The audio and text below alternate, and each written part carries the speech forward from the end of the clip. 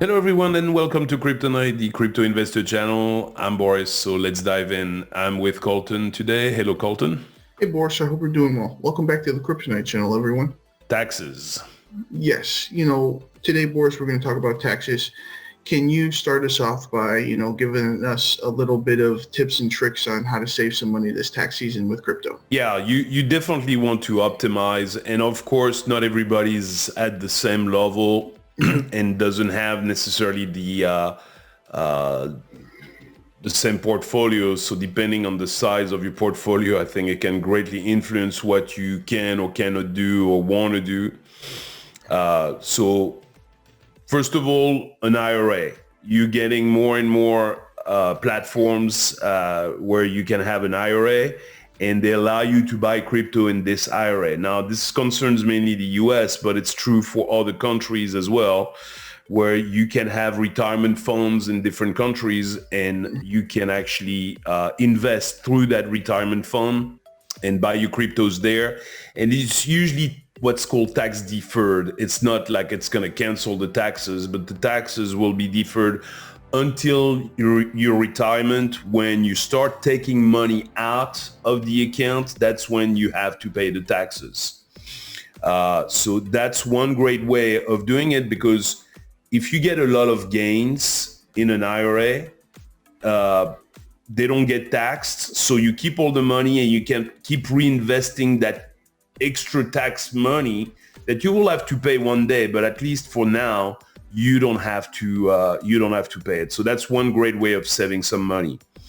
The second one, now this is only for the US once again, is to move to Puerto Rico, because Puerto Rico has special benefits for US citizens, where basically you don't have capital gain tax. So if you gain taxes, if you do capital gains on your money, on your cryptos, for instance, or it's true also for stocks, you don't pay capital gain.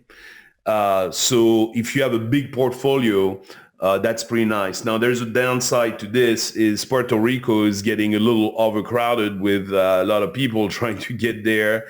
So rent is through the roof, property prices are through the roof. And also there are some downsides living on an island, because getting any goods or services is difficult and expensive. So cost of living is actually high. Now, of course, for those who are not American and can move to other countries, Dubai, of course, is becoming like the main place, where Dubai has no taxes at all on anything. Basically, they have a little bit of sales tax, but that's very, very minimum.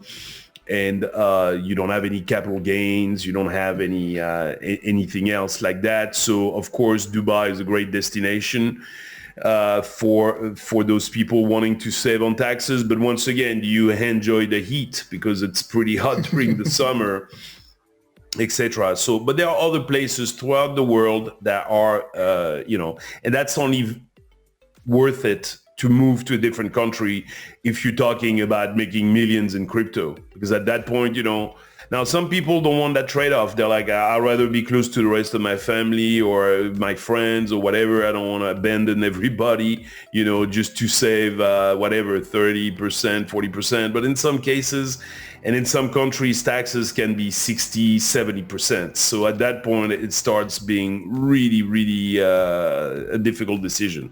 But moving to a different country, that's the other possibility. Then you have it to declare it as an income. So this depends really on taxation in every country.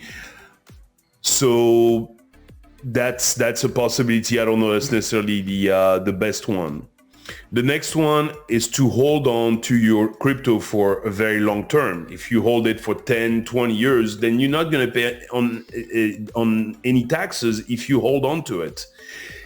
To be a taxable event, you need to buy it at a price and sell it at a higher price. Okay. If all you do is buy and hold, as long as you haven't not sold and therefore not made any capital gains, there are no taxes on that. So that's another possibility. Let me ask you this, Boris. Can we save or make some money this tax season with crypto? Yes. In bear markets, you can offset your crypto gains with losses. And one of the best ways to do that right now is because we are in a bear market, most likely most people that have bought coins earlier this year or last year at the top of the market or whatever may have some small, medium, or large losses right now. Now, in the stock market, you can't sell a stock and buy it right back, the next day. That's called a wash sale. And a wash sale prevents you from taking that loss and utilizing it and buying right back the stock, just taking the loss. That's not possible in the stock market. But those rules do not exist in crypto.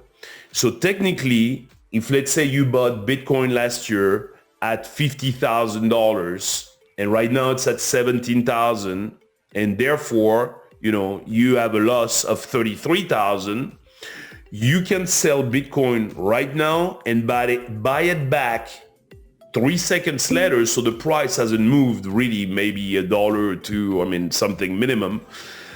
But you can buy it right back 1 second later and take that $33,000 loss today.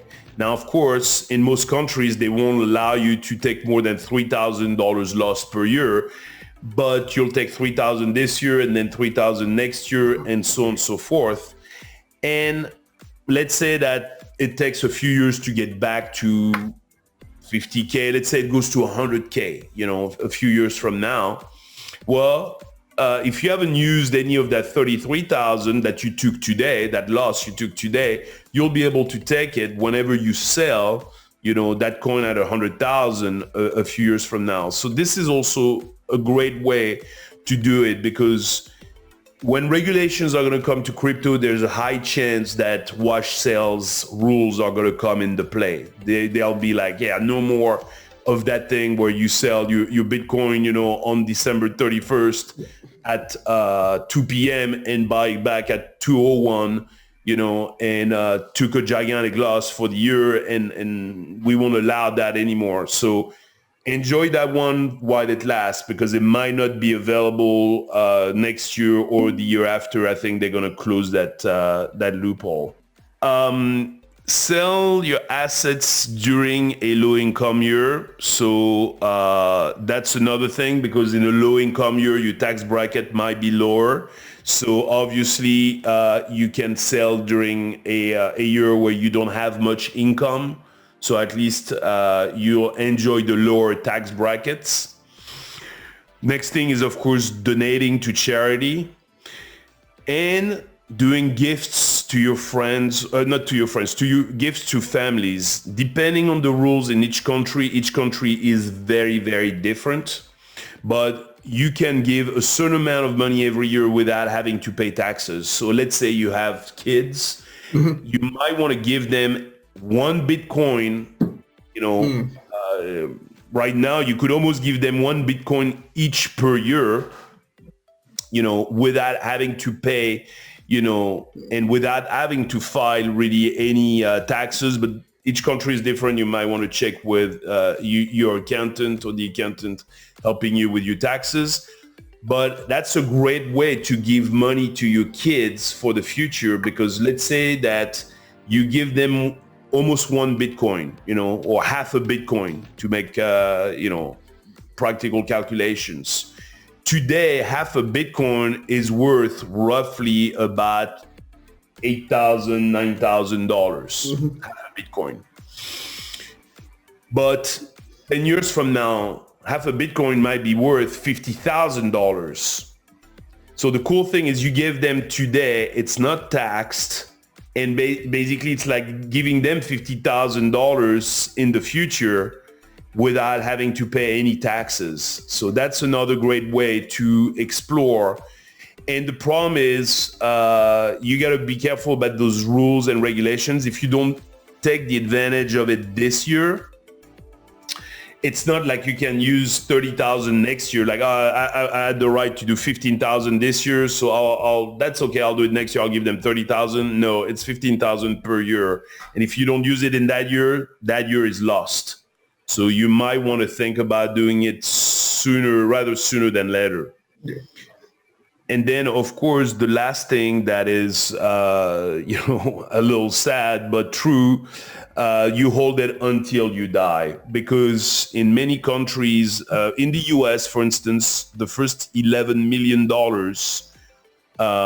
they are not taxable on your estate. So if you leave your kids $5 million worth of Bitcoins, they will inherit those Bitcoins without having to pay any taxes. Now, it's not so true in Europe, where taxation on inheritance is actually very, very high. So once again, depending on the countries, you might want to check what are the rules, in your country to see.